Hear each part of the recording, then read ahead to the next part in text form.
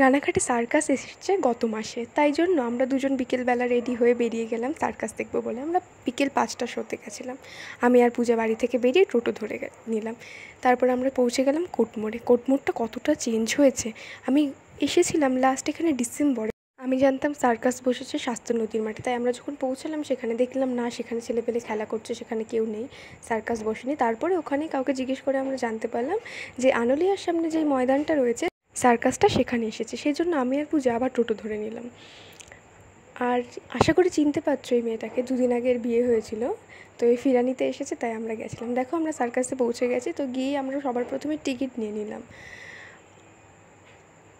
উনি বললো এই কাউন্টার না, পাশের কাউন্টারে যেতে, এটা বন্ধ। তাই আমি তখন সেখান থেকেই 3টে টিকিট নিয়ে নিলাম আমাদের 3জনের। যদিও পৌঁছেছিলাম আমি আর পূজা, কিন্তু আমাদের সাথে আরেকজনের আসার কথা ছিল যে সারা জীবন লেট করে। তো আমরা টিকিটটা নিয়ে আমরা আবার ওর জন্য অপেক্ষা করতে শুরু করলাম। আমরা কিছু ফটোস ক্লিক করে নিলাম সেই জন্য দাঁড়িয়ে থাকতে থাকতে। এই দেখো, সার্কাসটার নাম ছিল অজন্তা সার্কাস। তা আমরা ভেতরে গিয়ে অপেক্ষা করছিলাম। তখনই ভেতরে প্রবেশ করার ছিল, কিন্তু আমরা যেতে পারিনি যেহেতু আমাদের একটা বান্ধবী আসছিলো আরও খুব লেট করে। সব সময় ওর জন্য ট্রেন মিস হয়। পূজা বিরক্ত হচ্ছে দাঁড়িয়ে দাঁড়িয়ে, আর সঙ্গে আমিও। এই যে চলে এসছে। এই কোনো দিনও ঠিক টাইম আসে না। এর জন্য যে আমি কতগুলো ট্রেন মিস করেছি, কতগুলো বাস মিস করেছি, সে শুধু আমিই জানি। আর ঠিক চলে এসে তারপরে আমরা গিয়ে ভেতরে আগে সিট খুঁজে নিলাম। আমরা কেটেছিলাম 100 টাকার টিকিটটা, যেটা গ্যালারির টিকিট ছিল। তো আমরা গিয়েই নিজেদের সিটে বসে নিলাম। আর এই দেখো প্রথম খেলা, তা ভাবলাম রেকর্ড করি। দিয়ে আমরা খেলা দেখছিলাম। ভেতরে খুব গরম ছিল, সেই জন্য আমরা আবার সিট চেঞ্জ করে লাস্টের দিকে বসে গেছিলাম। এবার আমরা যেহেতু অত ভিড় ছিল না, তাই আমরা সবাই রিল্যাক্সে বসে বসে সার্কাস দেখছিলাম আনন্দভাবে। আমার তো ভালোই লেগেছে। আমি এর আগে একবারই সার্কাস দেখেছিলাম, তাও অনেক ছোটোবেলায়। যখন এই সার্কাসই বোধহয় এসেছিলো শাস্ত্র নদীর ময়দানে, তখন একবার দেখেছিলাম। তখন অবশ্য হাতি ছিল সার্কাসে, জিরাফ ছিল, তারপরে অনেক রকমের ডগ ছিল। কিন্তু এখন সেই জিনিসটা নেই। একদিকে ভালো হয়েছে যে অ্যানিমালটা ব্যান করে দিয়েছে সার্কাসের তুলনায়, কারণ ওদের ট্রেন করার সময় ওদের প্রতি অনেক রকম অত্যাচার চলে। আর এটা দুজন সার্কাস বাদ দিয়ে সব করতে এসেছে।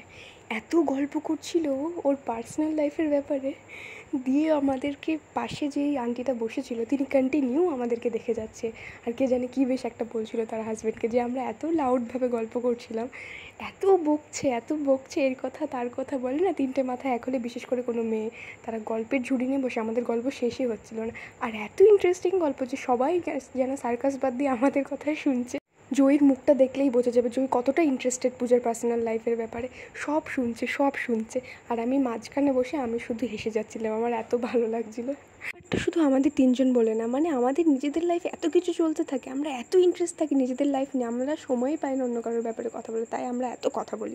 আমরা একে অপরের সাথে এসব শেয়ার করে খুব মজা পাই। এবার আমরা এখান থেকে নিয়ে নিয়েছিলাম একটা পপকর্নটা ভালো ছিল। আমরা খেতে খেতে তারপরে এনজয় করছিলাম। দিয়ে দেন ভিড় হয়েছিল এরকম, খুব বেশি ভিড় হয়নি, আবার খুব কমও হয়নি। তারপর লাস্ট আমরা এই খেলাটা দেখে বেরিয়ে গেছিলাম। বেরিয়েই পূজা প্রথমে তার ছাপড়িগিরি করে নিল কিছুক্ষণ ধরে, ও কিছু রিলস করে নিল। এই লিপসিংটাও সারা জীবন চলে, সারা জীবন ও যেখানে যাই ও সেখানেই দাঁড়িয়ে ওর রিলস করতে হবে, টিকটক করতে হবে। তারপর আমি আর জয়ী অপেক্ষা করছিলাম ওর জন্য। তারপরে ও আসলো, আমরা টোটো ধরলাম। আমরা টোটো ধরে আবার বাজারের দিকে আসলাম। আমাদের বাজারে একটু কাজ ছিল। তারপর আমরা একটু ফ্যাশন হাবে গেছিলাম। সেখান থেকে আমাদের কিছু কেনাকাটা করে আমরা আবার হাঁটছিলাম। তো তারপরে আমরা গেলাম পাঞ্জাবি শোরুমে। আমরা পাঞ্জাবি কিছু দেখলাম, দেন আমরা খেতে চলে গেলাম। ফুড জাংশনে গেছিলাম, যেটা এখন নাম বদলে লালাজি রেস্টুরেন্ট হয়েছে।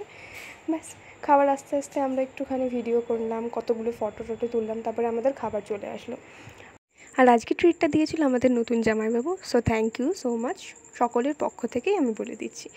তারপর আমরা খেয়েছি গল্প, আমরা এত বকেছি, এত গল্প করেছি, আমরা 2 ঘন্টা ধরে শুধু বকেছি। তারপর ফেরার পথে আইসক্রিম খেতে খেতে আমরা শান্তি মনে বাড়িতে চলে এসেছি। আর দেখো এর কি আনন্দ। অবশ্য আজকের দিনটা খুব সুন্দর কেটেছে, ভাবিও নি যে এত সুন্দর কাটবে। এই যে আমরা আবার টোটোতে উঠে গেছি, এবার আমরা বাড়ি ফিরছি সবাই। বন্ধুবান্ধব লাইফে খুব ম্যাটার করে, জানো তো, এরা থাকলে জীবনটা সুন্দর হয়ে যায়। এদের সাথে 10 মিনিট কথা বললেই যেন 10 দিনের ডিপ্রেশনও কেটে যায়। কোনো সমস্যা, কোনো প্রবলেম এরা কখনো সিরিয়াসভাবে নেয়ই না, সবসময় তোমার জীবনটাকে একটা হাস্য কৌতুকভাবে উড়িয়ে দেয়। সো আজকে এইটুকুই, সবার সাথে আবার পরে দেখা হবে। আর একটা কথা, বন্ধুদের কখনো হারাতে দিও না।